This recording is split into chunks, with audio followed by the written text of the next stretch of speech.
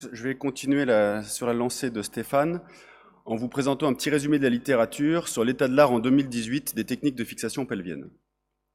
Nous allons tout d'abord aborder les techniques n'utilisant que le sacrum, c'est-à-dire soit l'utilisation de vis S1 seul, soit l'association de vis S1 avec des vis S2, soit l'utilisation de tiges transsacrées à travers ces vis S1. Alors les pédicules en S1 sont relativement larges, c'est pourquoi il est recommandé d'utiliser des vis d'un diamètre conséquent, minimum 6,5 ou 7,5.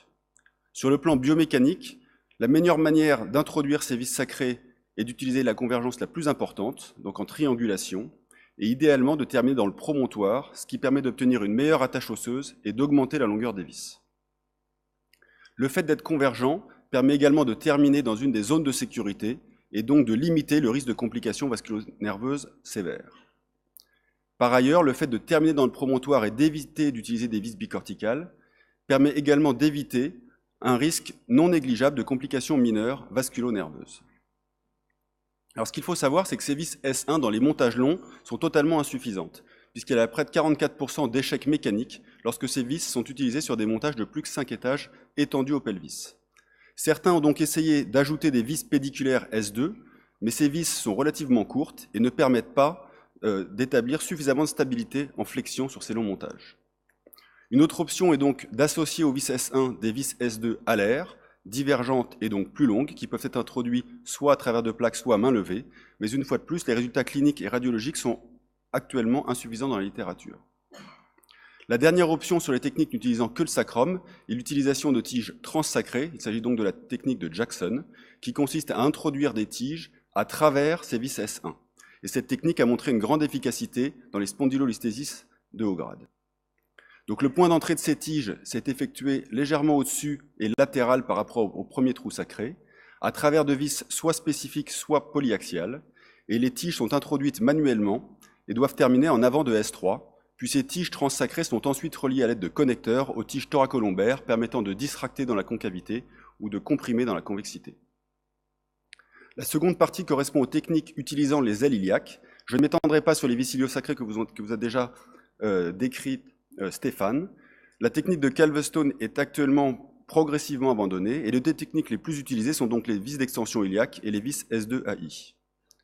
Alors tout d'abord, pourquoi utiliser l'ilium? Pour deux raisons. D'une part, la densité minérale osseuse est supérieure dans l'aile iliaque que dans le sacrum.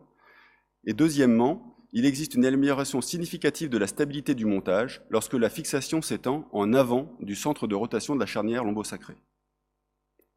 Comme je vous le disais précédemment, le galvostone souffre d'une micromobilité résiduelle, source de résorption osseuse au cours des 2 premières années, et donc d'une stabilité mécanique relativement insuffisante. La technique la plus utilisée est donc la vis iliaque, qui a permis d'augmenter par 3 la résistance à l'arrachement par rapport à la tige introduite directement dans l'aile iliaque. Les principaux défauts des vis iliaques sont la nécessité d'utiliser des connecteurs, parfois difficiles à mettre, et le fait que le matériel ou le connecteur sont souvent saillants, avec des ablations de matériel et des douleurs reportées sur le matériel dans près d'un tiers des cas chez les patients dans les différentes séries de la littérature. De plus, il existe un risque, certes négligeable, de pénétration acétabulaire.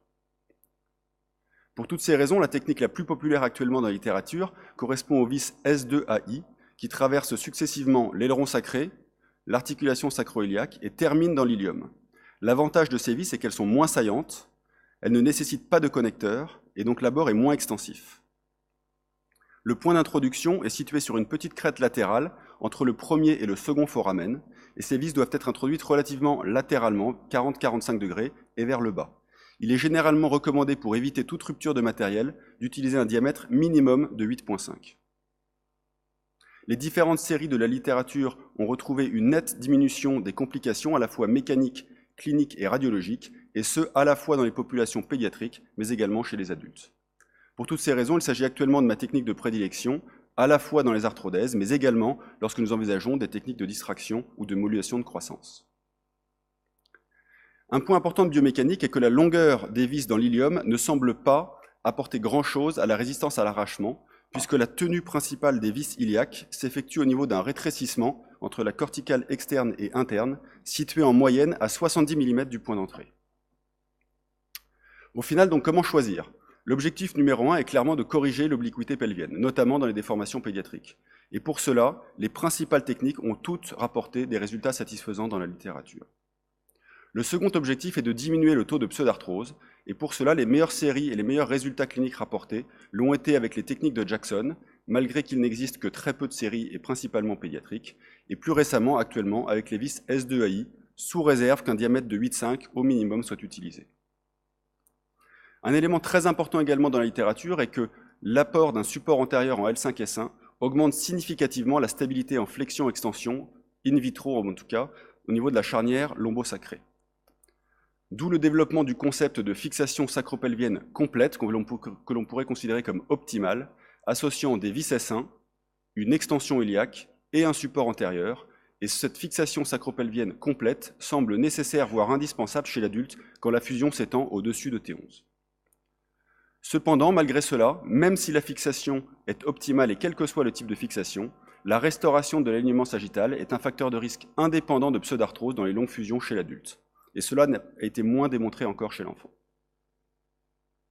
En conclusion, il y a donc un intérêt grandissant pour les techniques S2AI. Il faut systématiquement considérer un support antérieur à la charnière L5S1 chez l'adulte et bien entendu toujours restaurer l'alignement sagittal, quelle que soit la technique utilisée.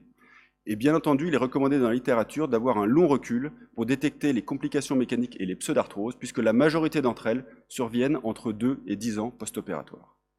Je vous remercie.